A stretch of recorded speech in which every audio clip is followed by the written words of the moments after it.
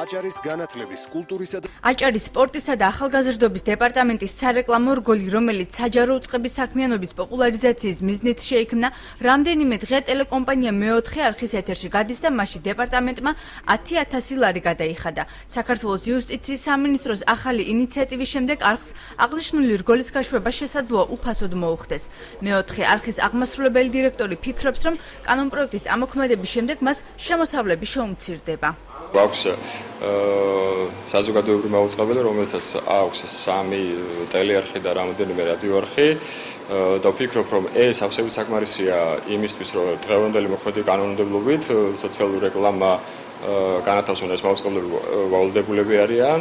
რაც შეეხება კერძო კომპანიებს, მე ვფიქრობ, რომ კერძო კომპანიების დავალდებულება ამ კუთხით, რომ სოციალური რეკლამა განათავსონ უფასოდ, მე ვფიქრობ, რომ არ იქნება მიზანშეწონილი, იქიდან გამომდინარე, რომ ის მწირი შემოსავალი, რაც გააჩნია კომპანიებს, განსაკუთრებით რეგიონალურ კომპანიებს, ხო? ამის გარეშეც რჩება. მაუწყებლობის შესახებ, შესყიდვების შესახებ და რეკლამის შესახებ კანონში შესატან ცვლილებებზე საქართველოს პარლამენტი დაჩქარებული წესით მუშაობს. იუსტიციის სამინისტროს მიერ შემუშავებული ინიციატივის თანახმად სახელმწიფო ადმინისტრაციულ ორგანოებს სოციალური რეკლამის განსათავსებლად მაუწყებელში დღის განმავლობაში ყოველ 3 საათში 90 წამი საეთერო დრო უნდა დაეთმოს. ინიციატივის აუცილებლობა სამინისტრო იმით ხსნის, რომ მაუწყებლის სარედაქციო პოლიტიკა ადმინისტრაციული ორგანოს მიერ საეთერო დროის შესყიდვის შემთხვევაში ეჭქვეშ დადგება. არის თუ არა კლიპის სოციალური რეკლამა, ამას კომუნიკაციების ეროვნული კომისია განსაზღვრავს.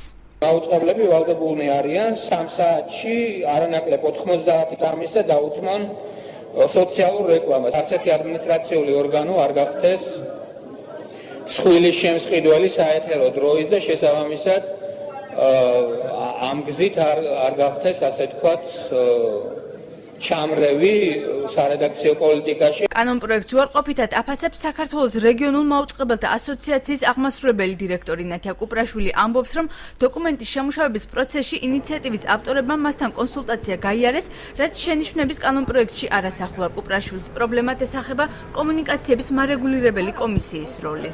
როცა კომუნიკაციების ეროვნული კომისია შემოვყავს ჩვენ მაუწყებლის შინაარსობრივ რეგულირებაში, ეს არის საკმაოდ ცუდი და ამიტომ ვფიქრობ ჩვენ, რომ გაუარესებისკენ მიდის მდგომარეობა. აგრეთვე, ეს ცვლილება საერთოდ არ ჯდება იმ კონტექსტში, რომელშიც ჩვენ ახლა ვიმყოფებით, გულისხმობ ციფრულ მაუწყებელზე გადასვლა. იმის მაგივრად, რომ მოხდეს კერძო მაუწყებლებისთვის მდგომარეობის შემსუბუქება, ამ გზებს მიმართავდნენ სხვა ქვეყნები, როცა ციფრულზე გადასვლა ხდებოდა, იმ პერიოდში პირიქით ვალდებულებები კი არ შემოდიოდა მაუწყებლებს, რა ვალდებულებაც ჰქონდათ ფინანსური. იმის შემსუბუქება მიდიოდა, რომ მას შეძლებოდა ამ რეფორმის განხორციელება. ჩაითვლება თუ არა მეოთხე არხის ეთერში განთავსებული რგოლის სოციალურ რეკლამად საშემოდგომო სესიაზე, ანუ მას შემდეგ გაირკვევა, რაც მაუწყებლობის შესახებ, შესყიდვების შესახებ და რეკლამის შესახებ კანონში ცვლილებები შევა.